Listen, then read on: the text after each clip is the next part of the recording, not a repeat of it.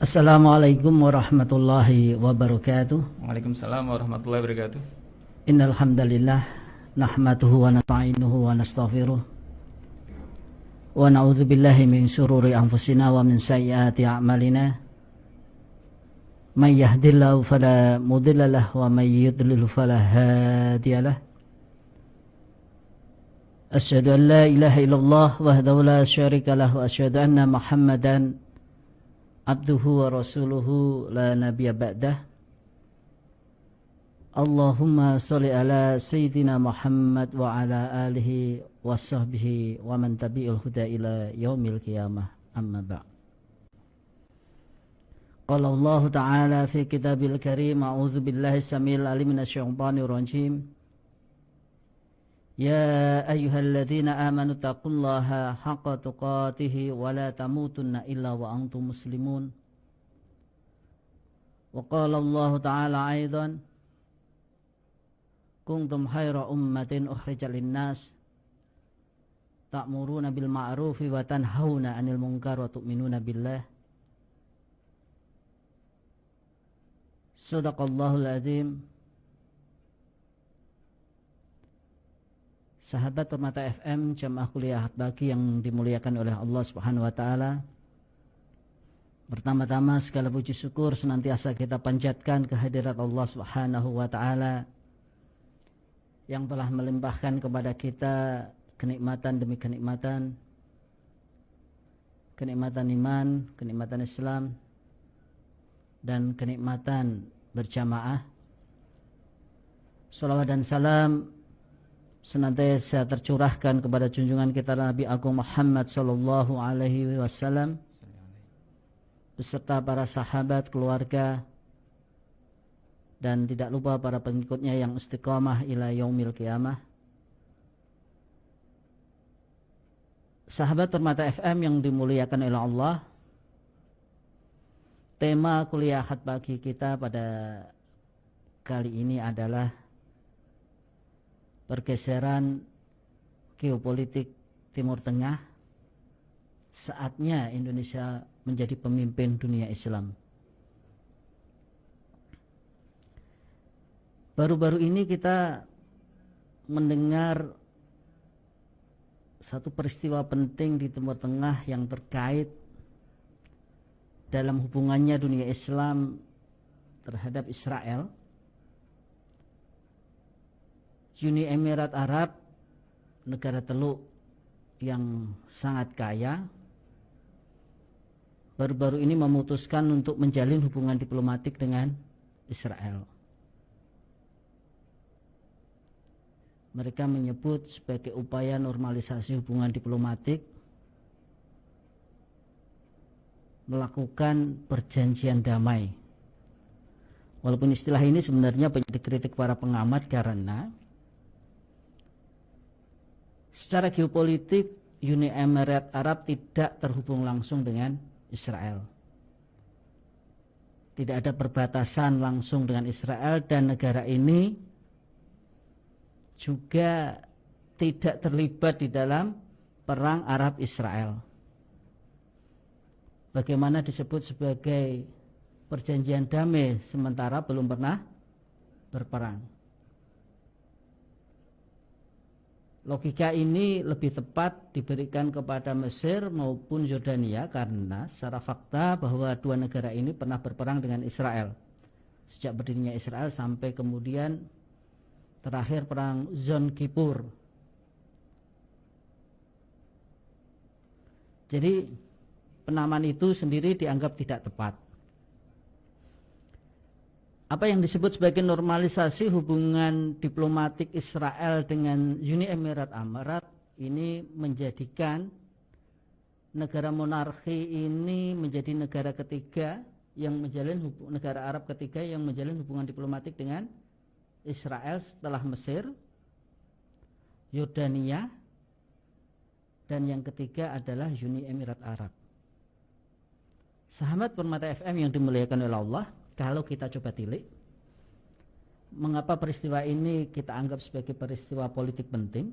Karena apa yang mendasari pembukaan hubungan diplomatik Uni Emirat Arab dengan Israel bukan semata manuver politik domestik Uni Emirat Arab, tapi diduga penting atau disenyalemen sangat mungkin terjadi bahwa apa yang menjadi langkah Uni Emirat Arab ini akan diikuti oleh sekutu-sekutu berikutnya. Dia akan diikuti oleh yang kita sudah sering terdengar sangat santer adalah diikuti oleh Bahrain dan Oman sebelumnya, walaupun belum sampai kepada pembukaan hubungan diplomatik, dan Arab Saudi. Kalau kita berbicara tentang Arab Saudi, sebenarnya apa yang kita sebut sebagai backstage diplomasi atau backdoor relation, hubungan di bawah panggung atau kemudian hubungan di belakang rumah, atau mungkin kalau dalam konteks hubungan remaja itu hubungan ilegal, itu sudah dilakukan jauh hari, sehingga bahwa apa yang kita sebut sebagai pengumuman itu sebenarnya hanya sekedar mendeklarasikan saja hubungan lama yang sudah terjalin di bawah meja, dan mereka ingin meresmikan itu saja. Dan apa yang menjadi manuver Uni Emirat Arab tidak terlepas dari persetujuan dari Arab Saudi sebagai pemain penting di kawasan Teluk. Sebagaimana kita lihat juga bahwa embargo terhadap Qatar tidak terlepas dari kepentingan politik Arab Saudi yang dipaksakan kepada sekutunya, yang berujung kepada embargo Qatar oleh negara-negara tetangga Teluknya. Jadi tidak mungkin apa yang menjadi manuver itu tanpa persetujuan Arab Saudi. Hanya kemudian memang kalau berbicara tentang kepentingan Arab Saudi akan sangat memperhatikan gejolak politik domestik. Problemnya adalah dalam politik domestik sangat tidak memungkinkan dari sisi opini Arab Saudi untuk menjalin hubungan diplomatik dengan Israel, karena ini akan seperti menghapuskan kedudukan Arab Saudi sebagai pemimpin dunia Islam. Dan kemudian di dalam pandangan masyarakatnya yang religius dan konservatif menjadi sulit untuk kemudian proses itu dengan secara lebih mudah dilakukan. Walaupun tidak menutup kemungkinan karena model kepemimpinan putra mahkota sekarang ini yang represif akan membuka peluang untuk kemungkinan terjalinnya hubungan diplomatik. Kurang lebih semacam itu. Jadi menjadi penting karena kemungkinan implikasi berikutnya akan terjadi sebagai akibat manuver politik Uni Emirat Arab. Sahabat Permata FM yang dimuliakan oleh Allah Subhanahu wa taala, sebelum kita berbicara apa kemungkinan implikasi berikutnya sebagai akibat tindakan Uni Emirat Arab, maka kita perlu lihat dulu peta dunia Islam sepanjang terkait dalam hubungan dunia Islam dengan Israel atau negara-negara Arab dengan Israel. Kurang lebih ada 3 pola yang kita bisa lihat terkait isu itu. Yang pertama adalah bahwa mayoritas dunia Islam tidak menjalin hubungan diplomatik dengan Israel karena faktor isu penjajahan. Dan kemudian selain tidak menjalin hubungan diplomatik, sebagian dari mereka tidak melakukan apa yang di awal saya sebut sebagai backstage diplomasi atau backdoor relation. Diplomasi di bawah meja atau hubungan ilegal, hubungan-hubungan yang dilakukan secara diam-diam dengan Israel. Mereka ini mayoritas sebenarnya, sepanjang berkaitan dengan tidak menjalin hubungan diplomatik dengan Israel. Karena ini menjadi isu formal dunia Islam. Kemudian yang kedua adalah negara muslim sama, mereka tidak menjalin dunia Islam, ini pola yang kedua, namun mereka diam-diam menjalin hubungan diplomatik. Artinya hubungan ini sebenarnya merupakan hubungan tidak resmi. Apakah karena kepentingan politik? Apakah karena kepentingan ekonomi? Atau kepentingan-kepentingan yang lainnya? Biasanya ini antara rejim dengan rejim. Ya, biasanya rejim tertentu di dunia Islam, ya, walaupun tidak mengakui hubungan diplomatik dengan Israel, namun pada faktanya mereka menjalin hubungan di bawah tangan. Kalau kita lihat Indonesia pernah dilakukan pada masa Soeharto dalam pembelian pesawat tempur Israel lewat tangan kedua, pesawat tempurnya Amerika yang dimiliki Israel, kemudian yang membeli Indonesia karena Israel mau melakukan pembaharuan pesawat tempur. Yang beli Indonesia dilakukan pada masa Ben Murdani. Itu yang kita sebut sebagai backstage relation. Kemudian yang ketiga adalah negara Islam atau negara mayoritas Muslim yang melakukan hubungan diplomatik dengan Israel sejak awal karena kepentingan ideologi dan kepentingan keamanan. Misalnya kita lihat Turki. Turki memang sejak awal menjalin hubungan diplomatik dengan Israel di saat negara-negara Islam pada waktu itu bahkan termasuk Mesir sekalipun memusuhi Israel. Ini kan memang sikap ideologi rejim Turki pada waktu itu di bawah Mustafa Kemal Atatürk yang super sekuler. Jadi menerima kehadiran Israel dan menganggap penjajahan di Palestina bukan merupakan isu penting bagi rejim tersebut. Jadi itu tiga pola yang ada. Hanya saja kemudian dari tiga pola ini terjadi pergeseran. Dan pergeseran menjadi semakin penting karena yang melakukan pergeseran atau melakukan manuver politik untuk menggeser haluan politik itu adalah negara-negara yang seharusnya menjadi garda depan dukungan terhadap perjuangan rakyat Palestina. Itu sudah dilakukan pertama oleh Mesir, ya. Mesir bawah pimpinan Anwar Sadat pada era 80-an menandatangani hubungan perjanjian damai dengan Israel dengan konsensi, ya, Israel menyerahkan kembali tanah Sinai yang diduduki pada perang 1965. Jadi harga hubungan diplomatik itu karena Israel sudah merampas tanah Sinai kemudian dikembalikan itu. Walaupun kemudian implikasi lainnya yang tidak ditolak bahwa kemudian tanah-tanah Arab yang dikuasai Israel dalam perang itu tidak dikembalikan. Contohnya Palestina, ya, masih tetap sama diduduki oleh Israel dan kemudian dataran tinggi Golan sebagian wilayah Lebanon, di wilayah pertanian Berseba dan seterusnya di Lebanon Selatan, itu tidak dikembalikan. Jadi ini politik pecah belah yang dilakukan oleh Israel, ya, merangkul satu, ya, kemudian dikasih kompensasi, sementara yang lainnya hak-hak rakyat Arab dan hak dunia Islam, apalagi terkait dengan Masjidil Aqsa tidak dikembalikan. Bahkan sekarang ini lebih jauh dari itu, kemudian Yerusalem Timur yang menjadi tempat Masjidil Aqsa masih tetap direbut dan dijadikan bagian dari ibu kota Israel. Ini kan bentuk pengkhianatan berikutnya. Ini politik belah bambu Israel yang dilakukan berikutnya. Walaupun kemudian memang ada angin surga yang disampaikan sehingga boleh jadi kemudian menjadi rasionalisasi dari manuver yang dilakukan oleh Israel. Apa itu? Janji surga itu bahwa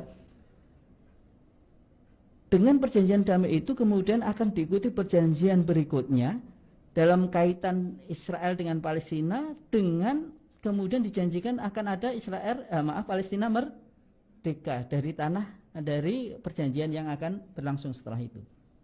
Jadi seperti harapan bahwa kemudian akan ada kemerdekaan Palestina. Itu yang kemudian mungkin akan mengurangi resistensi di sebagian negara-negara Arab yang kemudian pada prakteknya kemudian, ya, manuver pembukaan hubungan diplomatik dilakukan oleh Jordania dan berikutnya oleh Uni Emirat Arab. Coba kalau kita lihat Uni Emirat Arab, apa yang menjadi janji surga itu? Dan sebenarnya itu tidak terkait sama sekali dengan kepentingan Palestina, yakni bahwa setelah perjanjian itu ditandatangani, dikatakan bahwa kemudian alasan dibalik adanya normalisasi itu adalah karena Israel berjanji untuk tidak meneruskan aneksasi atau pencaplokan, perampasan terhadap daerah tepi barat. Ini kan janji yang disampaikan yang kemudian seolah-olah itu menjadi alasan dibalik kesepakatan damai antara Uni Emirat Arab dengan Israel. Sama pola-polanya yang dilakukan oleh Zionis Israel adalah pola, kalau di dalam konteks sejarah kita, divide and impera, pecah belah itu. Sebagian dirangkul, sebagian diinjak. Karena justru momentum perjanjian damai itu dalam konteks kepentingan negara-negara Arab dan kepentingan Palestina, tidak ada konsesi apapun yang diberikan terhadap rakyat Palestina, karena sekarang ini rakyat Palestina berada di dalam puncak penderitaan mereka karena blokade yang musuhnya sudah sangat lama di Gaza sejak tahun 2008 hingga sekarang masih tetap berjalan, dan kemudian wilayah tepi barat itu sudah tergerus, ya, kepemilikannya dalam konteks Palestina, atau sering dikatakan bahwa memang de jure-nya Israel tidak memiliki wilayah tepi barat, namun de facto-nya, ya, wilayah tepi barat itu sudah di bawah genggaman Israel, hanya meninggalkan mungkin kurang lebih hanya 27% saja untuk otoritas Palestina. Jadi kurang lebih semacam itu. Tapi kemudian dikatakan seolah-olah bahwa kemudian kepentingan normalisasi hubungan diplomatik Uni Emirat Arab dengan Israel itu dikatakan sebagai bagian dari kepentingan Palestina. Tapi alhamdulillah kita lihat, ya, baik dari kalangan otoritas Palestina, PLO, maupun dari kalangan Hamas, semuanya firm menyatakan bahwa mereka adalah pihak pertama yang dikhianati oleh manuver Uni Emirat Arab. Dan yang kedua dikatakan bahwa tidak ada kepentingan Palestina sama sekali di balik terjalinnya hubungan Uni Emirat Arab Israel, karena lebih merefleksikan sebenarnya, kalau kita mau jujur, lebih pada kepentingan, bukan kepentingan rakyat keemiratan yang ada di situ, tapi kepentingan dari dinasti, ya, putra mahkota Uni Emirat Arab, MBS, Muhammad bin Yazid Al-Nahyan. Itu saja sebenarnya. Karena jadi kalau kita lihat pada konteks Arab Spring, yang menjadi prioritas negara-negara teluk, negara-negara monarki teluk, apa yang mereka sebut sebagai threat perception, persepsi ancaman, bagi mereka yang nomor wahid itu bukan Israel. Nomor wahid itu adalah persepsi ancaman mereka sejak Arab Spring, itu adalah Ikhwanul Muslimin.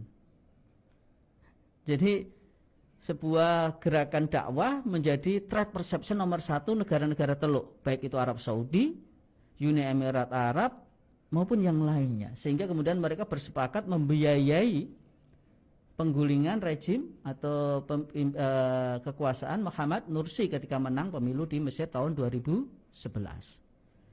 Jadi kurang lebih semacam itu. Itu yang mendasari kemudian terjadi perubahan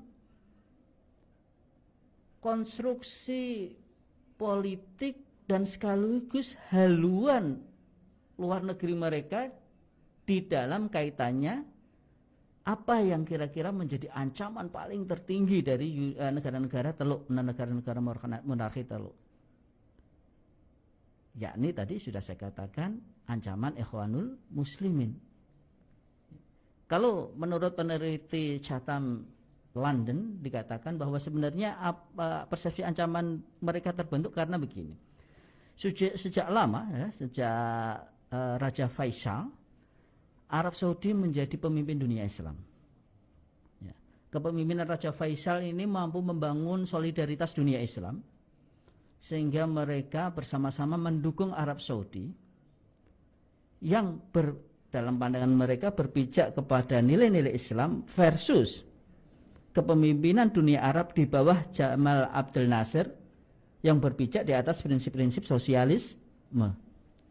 Kepemimpinan itu semakin menguat, ya, semakin populer di dunia Islam sampai kemudian pengaruh Arab Saudi menjangkau ke seluruh dunia Islam. Hanya saja kemudian di dalam rangka menjalankan atau memperluas pengaruh itu, Arab Saudi membutuhkan proksi.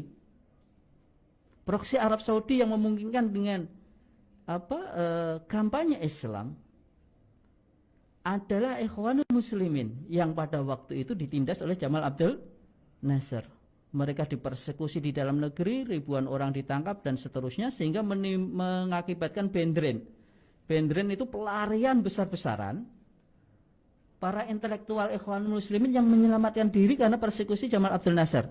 Mayoritas mereka diterima oleh atau disambut secara politik oleh Raja Faisal, sehingga mereka ini menjadi semacam drive pendorong kemajuan Arab Saudi pada sampai kedudukan yang seperti sekarang ini, karena mereka ini menjadi middle management yang mengisi sektor-sektor pendidikan ketika mereka diusir dari Mesir, mengisi sektor-sektor industri dan lainnya, termasuk kemudian banyak orang mengatakan Universitas Madinah itu adalah ide dari para intelektual Ikhwanul Muslimin yang melarikan diri ke Arab Saudi. Jadi kurang lebih semacam itu. Hanya saja memang kemudian pasca perang Teluk yang pertama, Ikhwanul Muslimin mengkritik keras terhadap Arab Saudi karena melibatkan Amerika Serikat di dalam menghadapi invasi Irak atas Kuwait. Mereka orang-orang Ikhwanul Muslimin menginginkan bahwa penyelesaian invasi rejim Ba'ath Saddam Hussein atas Irak harus diselesaikan sama dunia Islam. Mengundang negara-negara Islam untuk mengambil sikap baik secara politik maupun militer jika dibutuhkan berkaitan dengan invasi tersebut. Tapi Arab Saudi lebih memilih mengajak Amerika Serikat. Ini yang kemudian menimbulkan kritik keras Ikhwanul Muslimin. Dari situlah kemudian perpecahan terjadi. Arab Saudi merasa dikhianati oleh Ikhwanul Muslimin karena kritikannya tersebut, dan kemudian yang kedua adalah mereka melihat, ini tadi kembali kepada teori yang disampaikan oleh peneliti dari Chatham House di London, ini lebih kepada persaingan varian Islam, model varian Islam di dunia Islam. Persaingan antara model Islam yang dibawa Arab Saudi yang bersifat monarki, yang tidak demokratis, kepada model konstruksi keislaman yang ditawarkan Ikhwanul Muslimin yang sering disebut sebagai republikanisme Islam. Membawa nilai Islam, tapi secara politik kepemimpinan dikembalikan kepada rakyat. Dibandingkan dengan model Arab Saudi, membawa nilai Islam namun konstruksi politik dalam pandangan mereka harus dikendalikan oleh dinasti Saud. Nah, friksi inilah yang kemudian selain karena faktor perang Teluk, kemudian faktor berikutnya ini yang kemudian susah untuk menyatukan kepentingan Ikhwanul Muslimin dengan kepentingan Arab Saudi yang berujung kepada clash, yang berujung kepada tadi ada ancaman bahwa keberadaan Ikhwanul Muslimin di dalam pandangan mereka itu ancaman yang bersifat eksistensial, ancaman yang bersifat hidup dan mati, sehingga kemudian pasca Arab Spring mereka memutuskan untuk melawan Ikhwanul Muslimin sampai ke akarnya, sehingga membiayai kudeta di Mesir dan mencegah semangat Arab Spring itu menjatuhkan rejim-rejim monarki di Teluk ataupun di Timur Tengah dengan segala upayanya, baik itu di Yordania, baik itu di Libya dan seterusnya. Bahkan kemudian kalau Anda membaca konflik di Libya itu juga sebenarnya merefleksikan konflik pasca Arab Spring, kepentingan Arab Saudi dan sekutunya versus melawan kepentingan apa yang mereka tuduhkan sebagai kepentingan gerakan Islam Ikhwanul Muslimin, yang kemudian melibatkan beberapa negara yang berbeda. Turki pada satu klub, kemudian negara-negara Teluk pada klub lainnya yang mendukung Jenderal Haftar. Kemudian Turki, Jenderal Haftar ini jenderal pemberontak melawan pemerintahan resmi yang didukung PBB yang didukung oleh Turki. Jadi kurang lebih semacam itu. Kembali lagi kepada tentang isu tadi, bahwa apa yang menjadi manuver Uni Emirat Arab menegaskan kepada beberapa hal penting yang kita bisa catat sebagai perubahan peta geostrategis. Perubahan peta geostrategis. Yang pertama adalah bahwa Arab atau Timur Tengah bergeser dari ide pan-Arabisme menuju ide etnosentrik nasionalisme atau nasionalisme yang etnosentris. Ya. Kalau dulu kemudian lahirnya OKI, ada aspek yang kita sebut sebagai aspek Islamisme, menyatukan dunia Islam untuk bersama-sama pasca perang 1967 yang didudukinya Yerusalem dan seterusnya, ya, untuk bersama-sama membela Masjidil Aqsa dan pencaplokan Yerusalem Timur oleh Israel. Ada elemen Islamisme ada di sini, kemudian OKI terbentuk. Jadi OKI mungkin sebenarnya kalau banyak sebagian orang mengatakan ya itu konstruksi kepemimpinan kebersatuan dunia Islam yang tidak bisa dilakukan secara formal, namun prakteknya tidak seperti itu. Kemudian yang kedua, gagasan pan-Arabisme melalui Liga Arab, bahwa negara-negara Arab bersatu. Jadi Liga Arab itu sebenarnya liga yang didirikan di antara negara-negara Arab di dalam rangka menghadapi ekspansi Israel. Tapi kemudian kita lihat bahwa kemudian gagasan itu menjadi gagasan utama mereka sampai kemudian di ujung tahun 2000-an. Atau sebenarnya kemudian juga masih ada hingga sekarang, hanya kemudian di 2020 itu mereka mulai bergeser bahwa sebenarnya ide-ide semacam itu di pandangan negara-negara Arab, terutama negara-negara teori itu sudah tidak bisa diterapkan lagi, karena pada dasarnya pasca Arab Spring tadi yang sudah saya ceritakan, kepentingan mereka lebih didominasi kepada kepentingan dinasti, menyelamatkan dinasti mereka. Sehingga saya katakan tadi, dari isu-isu pan-Arabisme menjadi tidak penting, kemudian mereka secara bertahap walaupun tidak resmi mereka sudah berpijak kepada, atau mereka lebih berkepentingan menyelamatkan apa yang mereka sebut sebagai etnosentris nasionalisme, nasionalisme yang berpijak kepada kepentingan etnisitas. Mungkin etnik besarnya mereka Arab, tapi etnik kecil mereka ini kan kabilah-kabilah. Ya, kabilah itu adalah kelompok suku yang pada konteks negara modern sekarang ini sebagiannya mendominasi kekuasaan negara. Ada di Yordania, ya, ada di Oman, ada di Qatar, ada di Kuwait. Itu kalau Anda lacak itu kan pemerintahan kabilah. Itu. Lah, pasca Arab Spring mereka kemudian membutuhkan suatu kebersamaan karena mereka menghadapi ancaman eksistensial. Sehingga kemudian ketika ancaman eksistensial itu ada, mereka menganggap, apalagi isu Islamisme, isu pan-Arabisme, persatunya orang Arab sudah menjadi tidak penting bagi negara-negara dinasti itu. Jadi kalau bisa saya katakan, kepentingan Arab sekarang dalam konteks manuver Uni Emirat Arab dan kemudian mungkin negara-negara teluk yang lainnya itu lebih kepada manuver kepentingan Arab yang direduksi menjadi kepentingan dinasti atau kepentingan kabilah. Itu kurang lebih bisa membacanya semacam itu. Jadi negara-negara Arab sendiri sudah meninggalkan apa yang mereka anggap sebagai persatuan bangsa Arab ketika menghadapi ancaman eksternal, yakni eksistensi Israel. Itu yang kita bisa baca pertama dari apa yang dilakukan oleh Uni Emirat Arab dan negara-negara teluk yang lainnya. Kemudian pergeseran ini berdampak kepada implementasi politik luar negeri mereka.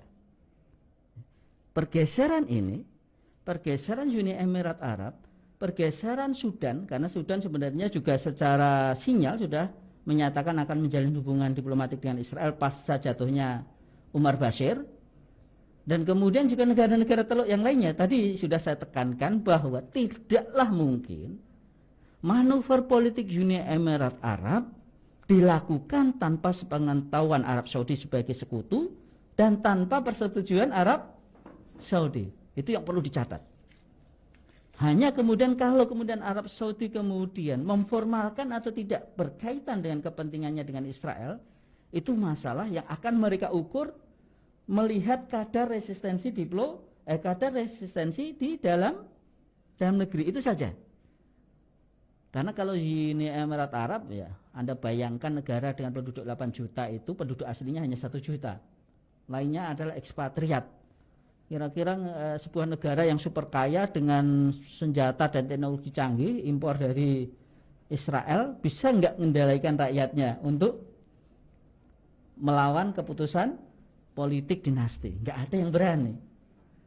Ya. Ngomong beda sedikit, tangkap, jebloskan ke penjara. Negara kecil gitu. Jadi tidak memungkinkan semacam itu. Jadi tidak pelak ini akan berimplikasi kepada pergeseran politik luar negeri mereka.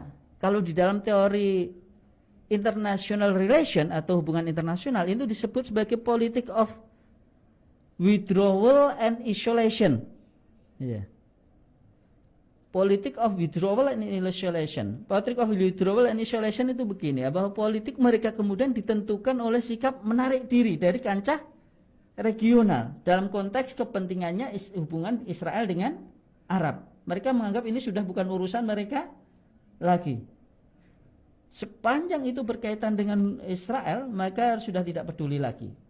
Bahkan bukan hanya tidak peduli, bahwa mereka sudah merubah paradigmanya dari paradigma memusuhi menjadi paradigma berteman. Kenapa mereka menjalin hubungan diplomatik dengan Israel? Bukan karena bahwa Israel tidak memusuhi mereka, tapi Israel di dalam konstruksi politik mereka dianggap bisa menjadi sekutu di dalam menghadapi apa yang mereka sebut tadi sudah saya sampaikan, ancaman eksistensial, persepsi ancaman eksistensial. Dari mana? Yang pertama tadi dari gerakan Islam Ikhwanul Muslimin, karena membawa varian pemahaman agama yang berbeda dengan varian mereka yang represif. Varian ini adalah varian yang secara politik lebih demokratis. Jadi kalau mau dipertarungkan ya dari sisi konsep ya menang varian Islam yang lebih demokratis. Rakyat disuruh milih ya nggak mau lah. Saya kok memilih sebuah negara sebesar itu dikendalikan oleh satu dinasti, satu etnik, sub etnik. Kan tidak mau rakyat. Ya siapa saja punya hak akses di dalam kepemimpinan politik di dalam Islam. Itu saya kira yang menjadikan dasar pertama kenapa mereka sangat memusuhi Ikhwanul Muslimin. Kemudian yang kedua, Iran. Iran menjadi ancaman mereka karena mereka bertetangga, dan secara fakta memang Iran sekarang sangat agresif di dalam rangka mengembangkan pengaruhnya. Dan yang ketiga, masuknya Turki sebagai kepemimpinan yang menonjol di dunia Islam. Bagi mereka ini juga ancaman berikutnya. Dan mungkin ancamannya sekarang sudah menggeser Iran. Mengapa demikian? Karena kita lihat pasca mereka bersitegang dengan Turki karena perbedaan pandangan pasca Arab Spring pada satu sisi, dan di sisi yang lainnya kemudian kan ada faktor terbunuhnya Jamal Khashoggi, ya, seorang wartawan Arab Saudi yang dibunuh oleh agen intelijen Arab Saudi yang disuruh oleh putra mahkota sekarang Muhammad bin Salman, ya. Jadi karena dua faktor itulah sekarang ini coba lihat ada pergeseran besar-besaran di domestik Turki, di domestik Timur Tengah, terutama Arab Saudi, Uni Emirat Arab, terkait permusuhannya dengan Turki. Sejarah mereka dirombak karena urusannya dengan Turki. Turki yang dianggap dulu sebagai bagian dari khilafah Islam di dalam buku sejarah mereka sekarang ditulis sebagai agresor, sebagai penjajah. Kemudian mereka tidak hanya berhenti di situ, semua produk-produk yang berkaitan dengan eksistensi kesejarahan Turki di Timur Tengah, terutama di Arab Saudi dan Uni Emirat Arab juga diganti, ya, nama jalan dan lain-lain sampai segitunya dan seterusnya. Jadi kurang lebih semacam itu sejarah mereka dan kemudian mereka membuat film yang mempropagandakan Turki sebagai penjajah. Jadi kurang lebih semacam itu persepsi ancaman. Sehingga untuk menghadapi persepsi ancaman itu yang memiliki sejarah panjang menghadapi gerakan Islam, karena Israel secara fakta menghadapi gerakan Islam di Palestina, ya, Hamas, Jihad Islam, dan kemudian juga sebelumnya PLO, dan secara regional ya, pasca Perang Arab 1967 itu Israel adalah negara yang paling agresif melakukan operasi intelijen di luar negeri dalam rangka menghadapi ancaman ya, ancaman terhadap perlawanan atau perlawanan rakyat Palestina atas pendudukan mereka atau perebutan tanah Palestina. Jadi kurang lebih semacam itu. Itu sejak perang 1967. Jadi operasi keamanan Israel itu justru berada di luar negeri bagiannya melalui intelijen Mossad, sehingga kemudian dari saat itu sampai kemudian yang terakhir kemudian kita bukan terakhir sebenarnya, kita catat pembunuhan Muhammad Mamdouh yang ada di Uni Emirat Arab di Hotel Dubai dan seterusnya, itu operasi intelijen Israel yang berkaitan dengan ancaman dari kalangan gerakan Islam, dan kemudian juga ancaman dari lawan-lawan politik Israel, dan kemudian juga ancaman yang dipersepsikan sebagai musuh eksistensial Israel, karena Israel sendiri memang menganggap Iran sebagai musuh eksistensial mereka. Jadi kurang lebih semacam itu. Jadi mereka sepanjang urusan ini ya mereka sudah merubah doktrin dari musuh menjadi sahabat atau teman dekat. Itu artinya kalau Anda baca implementasi perubahan haluan politik itu akan berakibat tadi bahwa isu Palestina bukan hanya tidak lagi dibutuhkan ya, tapi boleh jadi malah lebih dari itu, bahwa isu Palestina bisa dianggap sebagai antitesis dari kepentingan mereka, kepentingan politik mereka. Karena suatu ketika nanti dari implementasi itu kan boleh jadi kemudian nanti akan tercipta persekutuan militer, persekutuan keamanan dan seterusnya, yang kemudian implikasi dari adanya persekutuan negara-negara Teluk dalam konteks keamanan dan militer dengan Israel kemudian akan berimplikasi kepada aspek politik ya, dukungan terhadap suatu isu ya. Karena negara yang menjalin hubungan militer ya, apalagi membuat persekutuan militer, itu nanti akan berimplikasi pada keputusan persekutuan politik kan. Hasil-hasil politiknya juga akan terpengaruh dari persekutuan militer mereka. Yang namanya NATO itu punya namanya doktrin politik yang menjadi bagian dari komitmen bersama mereka. Kurang lebih semacam itu. Isu Palestina akan ditinggalkan, isu Palestina tidak lagi dibutuhkan, dan kemudian bahkan boleh jadi isu-isu dunia Islam yang lainnya tidak menjadi urusan yang penting berkaitan mengangkat akselerasi martabat dunia dan masyarakat Islam di dunia Islam. Jadi isu ketidakadilan, kue negara maju dengan negara berkembang juga menjadi tidak penting dalam konteks dunia Islam. Kemudian isu tentang diskriminasi, Islamofobia juga menjadi tidak penting, dan kemudian dalam konteks ini tadi lebih spesifik isu Palestina. Ini kan terjadi kekosongan. Maka dari itu kemudian aspek ketiga dari implikasi manuver Uni Emirat Arab, siapa yang mengisi kekosongan tersebut? Itu pertanyaannya. Siapa yang mengisi kekosongan tersebut? Mungkin sahabat Permata FM, jamaah kuliah Ahad pagi yang dimuliakan oleh Allah, kekosongan itu mungkin dalam beberapa hal sekarang diisi oleh Turki ya. Jadi Turki sekarang ini dari negara yang sejak awal berdirinya itu bersahabat dengan Israel menjadi negara yang memusuhi Israel. Jadi memang Allah Subhanahu wa taala itu bisa tidak hanya kalau kita doa ya muqallibal qulubi tsabbit qalbi ala dinik, itu tidak hanya berkaitan dengan bolak-balik hatinya seseorang, tapi juga bisa membolak-balikkan hati institusi politik dan bisa membolak-balik hati institusi negara. Ya muqallibal qulubi tsabbit qalbi ala dinik memang pada awalnya membolak-balikkan urusan hati seseorang. Tapi kalau hati seseorang yang dibolak-balikkan oleh Allah, dirubah hatinya menjadi pemimpin negara, maka berubah pula kebijakan politik negara. Ini yang tadi luar biasa menurut saya. Allah membolak-balikkan ya hati manusia sehingga kemudian sebagian orang tersentuh Islam. Cara pandangnya dibangun dari cara pandang Islam. Kecintaannya terhadap Islam.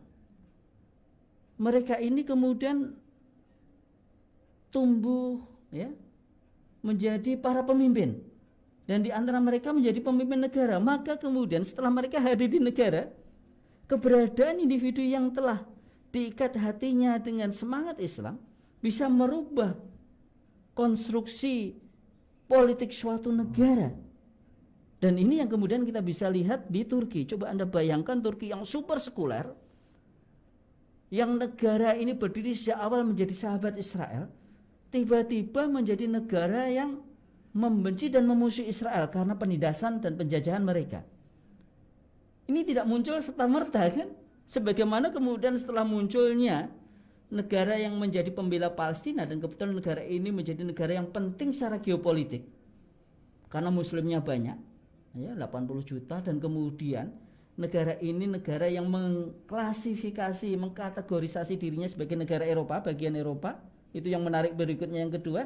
Dan yang ketiga, negara ini adalah negara yang memiliki sejarah yang panjang sebagai pemimpin dunia. Yang keempat, ya, negara ini adalah negara yang rakyatnya punya kreativitas untuk maju, ya. Dan akselerasi itu secara menakjubkan bisa mereka lakukan di bawah kepemimpinan yang dibolak-balikkan hatinya oleh Allah Subhanahu wa ta'ala, sehingga mampu melakukan pencapaian-pencapaian yang mungkin susah dilakukan oleh para pemimpin yang berjiwa lemah. Dan pencapaian itulah ya yang bisa merubah kemudian haluan politik Turki. Tapi sebaliknya, dari pemimpin yang secara formal mereka ini mengaku terikat kepada Islam, mencintai Islam, namun hidupnya sebenarnya terjadi sisi-sisi kemunafikan. Lama-lama kemunafikan mereka ini semakin menonjol, kuat, dan kemudian ciri dari kemunafikan yang semakin kuat, orang lagi tidak perlu munafik karena kemaksiatan sudah sedemikian banyak. Biasanya orang munafik itu sisi-sisi itu kan ada sebagian keimanan yang tertanam sehingga malu. Lama-lama kan kalau kemaksiatan, sisi kemaksiatan dari kemunafikan ini jauh lebih kuat daripada sisi keimanan, menonjol sisi kemaksiatannya, lama-lama kemudian orang tidak perlu malu lagi untuk berbuat kesalahan, walaupun itu mungkin dipandang salah dalam perspektif agama. Mungkin kurang lebih semacam itu kalau kita melihat konteks relasi dunia Islam sekarang ini terkait hubungannya dengan Zionisme Israel. Nah, Palestina mungkin yang Turki yang kita bisa lihat menonjol dalam sisi tersebut, ya, dukungannya terhadap Palestina. Bahkan kemudian ketika Uni Emirat Arab melakukan hubungan diplomatik, kemudian Turki memanggil duta besar Uni Emirat Arab, dan Erdogan sendiri mengatakan bahwa kemungkinan mereka akan melakukan tindakan politik lebih jauh dari itu, yakni memutuskan hubungan diplomatik dengan Uni Emirat Arab. Saya kira ini kan keperpihakan. Di luar mungkin nanti kemudian orang banyak menginterpretasikan ini karena memang sebenarnya permasalahan antara Turki dan Uni Emirat Arab, tapi secara kasat mata sudah bisa dianggap sebagai keberpihakan terhadap kepentingan rakyat Palestina, kurang lebih semacam itu. Nah, sekarang pertanyaannya, apakah filling the void, mengisi kekosongan karena peran dunia Arab yang seharusnya, ya, kenapa sebenarnya peran dunia Arab itu sebenarnya harus menjadi kekuatan utama dalam pembelaan terhadap rakyat Palestina? Karena dua hal. Satu, mereka secara geostrategis berhubungan langsung dengan Israel, kan begitu. Kalau orang berhubungan dengan geostrategis dengan dunia Israel, maka negara-negara tersebut kan juga punya kewaspadaan yang tinggi seharusnya kan, karena dianggap sebagai musuh. Jadi kalau mereka membahas kepentingan rakyat Palestina itu sangat wajar, karena mereka secara geostrategis terkoneksi satu sama lain. Satu ancaman terhadap Palestina itu berarti ancaman terhadap negara-negara Arab sekitarnya. Itu yang pertama. Yang kedua, mereka ini kan sama-sama Arab, ya. Biasanya ikatan bond of ethnicity, ikatan kesukuannya itu akan menjadi sangat kuat. Itu karakter orang Arab seharusnya semacam itu. Tapi mungkin Arab ini sudah mungkin agak bagaimana gitu, sehingga ikatan itu menjadi tidak ada. Karena sebenarnya kan begini, kritik para pengamat terhadap negara-negara Arab sepanjang isu Palestina itu kan sebenarnya sederhana. Mereka mengatakan mereka sudah tidak bisa membela lagi sukunya, bangsanya sendiri. Itu saja kalau orang-orang pengamat luar melihat hubungan negara-negara Arab terhadap isu Palestina. Itu. Jadi sudah tidak bisa membela etnisitas mereka sendiri, ya. Tidak bisa membela, kalau berkaitan dengan itu tidak bisa membela kepentingan diri mereka sendiri. Gitu. Jadi itu artinya ya sudah selesai. Apalagi yang bisa diharapkan untuk menjawab isu tentang nasib masa depan Palestina, menjawab masa depan Masjidil Aqsa, dan menjawab masa depan isu-isu keumatan. Wong ngurusi membela keluarganya sendiri sudah tidak bisa. Itu dua hal, sehingga kemudian tadi filling the void itu yang harus dilakukan, dan itu ternyata bisa dilakukan oleh saudaranya yang jauh, oleh Turki, karena perubahan struktur politik dan kepemimpinan di Turki yang menjadikan mereka sekarang berpihak kepada Palestina dan kemudian memusuhi Zionisme Israel. Dan yang kedua Indonesia. Kalau saya pribadi mengatakan seharusnya Indonesia yang memimpin yang terdepan setelah terjadi kekosongan peran di dalam membela Palestina, membela Masjidil Al-Aqsa, dan membela isu-isu keumatan di dunia internasional. Mengapa demikian? Karena begini, sebenarnya sejarah Turki membela Palestina itu kan sebenarnya tidak ada. Ya. Ada baru sekarang saja, karena ada Erdogan, ada AK Parti yang menang 20 tahun, itu saja sebenarnya. Sebelumnya sejarah mereka adalah sejarah bersahabat dengan Israel. Setiap resolusi apapun yang mengutuk Israel itu mesti meninggalkan Turki. Gitu. Tapi kalau Indonesia, isu Palestina itu adalah isu yang berimpitan dengan isu kemerdekaan kita. Artinya seperti dua sisi mata uang. Mata uang yang sisi kiri itu isu kemerdekaan Palestina, mata uang yang di sisi kanan itu adalah isu kemerdekaan Indonesia. Karena Palestina itu termasuk negara atau wilayah pertama yang mengakui kedaulatan Indonesia, kemerdekaan Indonesia. Mesir, ya, Mesir Palestina pada waktu itu berdekatan, dan Imam Palestina, Syekhul Palestina pada waktu itu, ya, itu yang kemudian setelah ada lobby dari wakil-wakil Indonesia di Kairo, itu ada di sana, kemudian setelah itu balik ke Palestina mengumumkan kemerdekaan Indonesia lewat radio mereka. Ya. Jadi pengumuman kemerdekaan Indonesia disampaikan oleh radio Palestina, ya, dan dari pengumuman itu kemudian rakyat Palestina berbondong-bondong kemudian mendukung kemerdekaan Indonesia. Ya. Bagian dari kemudian fragmen dari dukungan mereka itu, ya, cukup menarik catatannya. Seorang saudagar Palestina yang ada di kota Baitul Maqdis atau sekarang Yerusalem itu datang ke Bank of Arabia.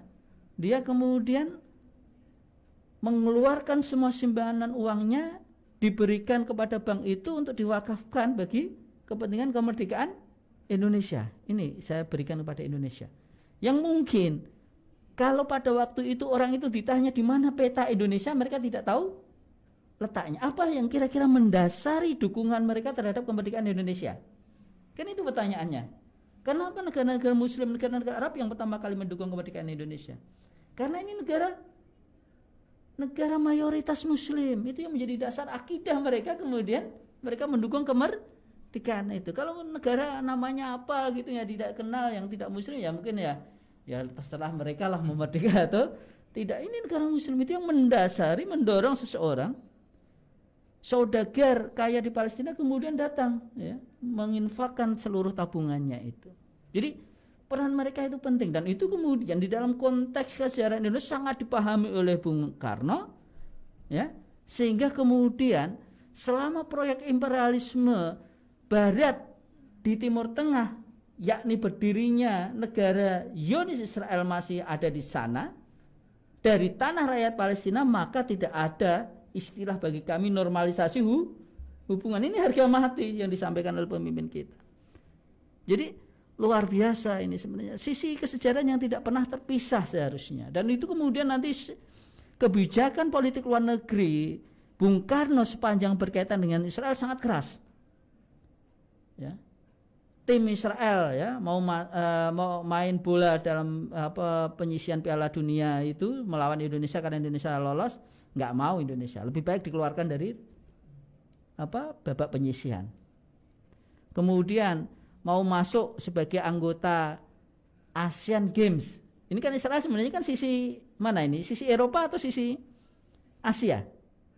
Sisi Asia kan, karena di negara Timur Tengah Arab gitu. Harusnya secara keolahragaan masuk Asian Games, tapi kemudian oleh Bung Karno dicegat, nggak boleh datang ke Jakarta ikut Asian Games. Gitu. Indonesia dikeluarkan dari anggota Olimpiade Asia karena sikap politiknya itu. Jadi luar biasa sebenarnya berkaitan itu, sehingga tidak dipisahkan. Itu kenapa alasan kemudian seharusnya yang feeling the void pertama itu bukan Turki, kita. Karena alasan kesejarahan. Kemudian alasan yang kedua adalah Indonesia negara demokratis terbesar. Negara Muslim demokratis terbesar di dunia. Ya. Ini nggak bisa diabaikan. Ya. Turki negara demokratis, tapi penduduknya hanya 80 juta. Kita 270 juta. Kalau 80% Muslim itu Anda hitung berapa? 220 juta, 230 juta. Itu angka yang besar untuk kemudian diabaikan sebagai pemain penting di dunia Islam. Lalu negara Arab semuanya penduduknya disatukan, dikumpulkan jumlahnya dibandingkan dengan Indonesia masih tetap besar Indonesia kok. Jadi cara-cara pandang ini yang perlu kita pahami, bahwa sudah waktunya bagi kita untuk meningkatkan peran kita di dunia internasional, khususnya di dunia Islam. Modalitas kita terlampau besar dan terlampau kaya untuk melakukan itu. Hanya masalahnya kita itu paham itu apa enggak. Pemimpin kita paham tentang geopolitik itu apa enggak. Itu saja sebenarnya. Sehingga kenapa sebenarnya ini saatnya kita mengisi kekosongan tersebut. Jangan diabaikan 270 juta kok. Enggak ada yang bisa menyaingi itu. Kemudian alasan kesejarahan, alasan jumlah penduduk sebagai negara Muslim demokratis terbesar di dunia, dan yang ketiga, alasan yang penting berikutnya yang kita lihat pada khasan masyarakat Indonesia itu, ternyata Indonesia itu disebut the most giving nation, negara yang paling pemurah di dunia. Ini yang mengatakan bukan kita, itu yang mengatakan sebuah LSM di Inggris, ya, Muslim Choice, yang mengatakan kalau berdasarkan indeks yang mereka buat, negara yang paling pemurah itu Indonesia. Ya. Mengapa disebut negara pemurah? Ya memang karena sebenarnya kita lihat ada sebuah video yang dibuat tentang bantuan rakyat Indonesia terhadap Palestina. Anak-anak kecil datang mengambil bantuan itu. Kemudian ditanya, kamu tahu Indonesia? Oh, Indonesia itu negara Arab. Jadi mereka memandang yang mereka selalu lihat keseharian itu, yang datang memberi bantuan disampaikan ke tangan mereka itu orang-orang Indonesia. Sehingga dalam pikiran mereka pertama Indonesia negara kaya. Benar apa enggak? Arab Saudi, Uni Emirat Arab. Enggak mereka lihat bendera itu. Kalaupun mereka kasihkan bantuan itu hanya di tepi barat. Yang dikasih adalah otoritas Palestina yang tidak yakin bantuan itu sampai kepada rakyatnya. Tapi bantuan-bantuan yang berkaitan langsung ke tangan rakyat itu Indonesia yang paling aktif. Pertama, pandangan mereka Indonesia itu negara kaya, dan yang kedua negara Indonesia itu berada di Arab. Karena mereka menganggap biasanya yang paham ya, yang peduli adalah saudara yang sesuku, seetnik gitu. Ini kan kemudian coba kita lihat. The most generous nation ya semacam itu gambarannya. Luar biasa itu peran Indonesia. Itu. Kemudian yang kedua alasan terkaitan dengan the most generous nation itu, the most giving nation itu, coba kita lihat. Ya. Di Indonesia itu banyak sekali lembaga-lembaga amal sosial, lembaga-lembaga kemanusiaan. Dan di antara lembaga-lembaga kemanusiaan itu, ya, saya pernah sedikit melakukan riset, saya tanya kepada para CEO lembaga-lembaga kemanusiaan itu. Di di antara daya tarik masyarakat untuk memberikan sumbangan itu isu domestik atau isu luar negeri. Isu luar negeri ternyata. Di antara isu luar negeri itu, isu apa? Spesifik dunia Islam. Di antara isu dunia Islam ini yang paling tinggi responnya masyarakat itu isu apa? Isu Palestina. Coba Anda bayangkan ini. Jadi isu Palestina itu sebenarnya sudah ada di dalam akal dan hati rakyat Indonesia. Secara ekonomi, faktanya kita kan tidak kaya gitu. Kita masih kaya, kalah jauh ya, GDP bukan GDP-nya pendapatan personal ya, setiap tahunnya dari seluruh rakyat itu dengan negara-negara teluk yang lainnya ya. Mereka memang kadang-kadang nyumbang besar, tapi tadi perhatian rakyatnya itu berbeda ya. Mereka nyumbangnya memang kecil ya, karena kalau KNRP setiap bulan orang nyumbang ya 300, 100 pun transfer di bank gitu, 100.000 ditransfer di bank gitu. Jarang kemudian tiba-tiba datang gitu satu orang 10 juta, itu jarang. Apalagi di atas itu menunjukkan bahwa sumbangan mereka memang sesuai dengan kemampuan finansial mereka, tapi ada gitu. Jadi ini kan luar biasa sebenarnya. Nah, menjadi kebutuhan kita, termasuk menjadi kebutuhan pemerintah ini kemudian menjawab tantangan ini. Fakta rakyat itu ya, di tengah keterbatasan finansial mereka masih peduli terhadap isu-isu Palestina, karena mereka memandang tadi di luar dari berbagai sebab pentingnya mereka memahami atau mendukung Palestina, ada isu yang bersifat akidiyah, isu-isu yang berkaitan akidah.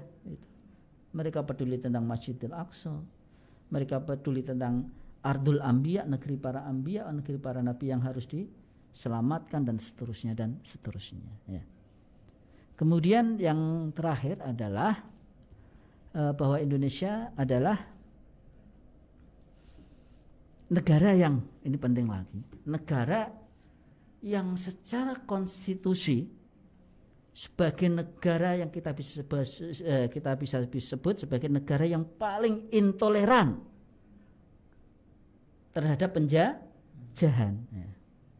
Negara yang paling intoleran terhadap penjajahan. Itu penting sekali. Karena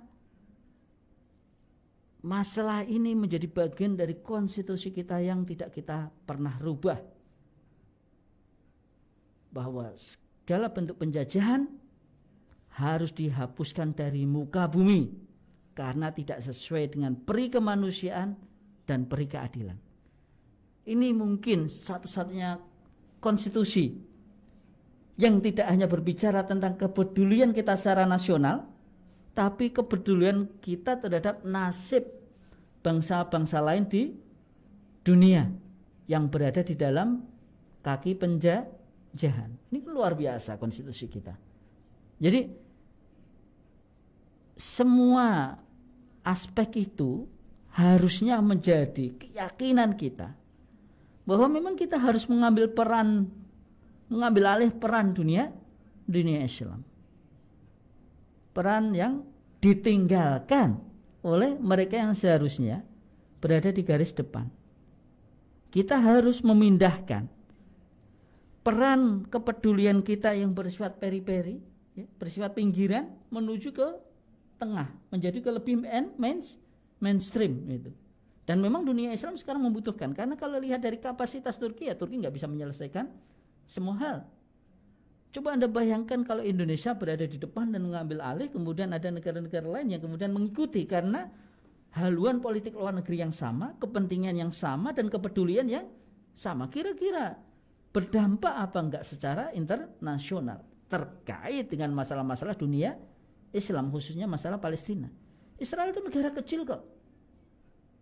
Negara penduduk 8 juta kalau menghadap, itu yang saya tidak tahu apakah itu yang sudah terlampau bodoh kita, atau karena saking pinternya Israel. Itu saja sebenarnya pertanyaannya. Wallahu alam bishawab. Jadi mengakhiri dari kuliah ahad pagi kita ini, saya perlu tekankan bahwa sudah menjadi waktunya bagi kita untuk mengambil peran mengambil alih peran penting di dunia Islam karena berbagai faktor yang saya sebutkan. Kita harus menjadi negara muslim yang besar, kuat, maju, dan peduli terhadap isu-isu kemanusiaan. Saya kira begitu yang bisa saya sampaikan. Mohon maaf jika ada kesalahan. Terima kasih Ustadz. Insya Allah nanti kita akan Ustadz, lanjutkan pembahasan kita di kajian pagi ini dalam tema pergeseran peta geopolitik Timur Tengah. Indonesia harus jadi pemimpin dunia Islam. Baik sahabat jamaah pagi kajian pagi Permata Muda, kita akan jeda dulu ya. Setelah yang satu ini insya Allah akan kembali bersama Ustaz Zakirin dan saya di kesempatan ini. Jadi jangan kemana-mana ya, tetap di 107.7 Permata FM. Kalau ada pertanyaan silahkan kirimkan di grup Sobat Permata atau grup SIT Permata Muda. Terima kasih. Tetap di 107.7 Permata FM, ini sudah sahabat mencerdaskan. 107,7 Permata FM. Permata FM. Inspirasi sahabat mencerdaskan. Terima kasih, selamat melanjutkan aktivitas berikutnya. Saya akhiri. Wassalamualaikum warahmatullahi wabarakatuh.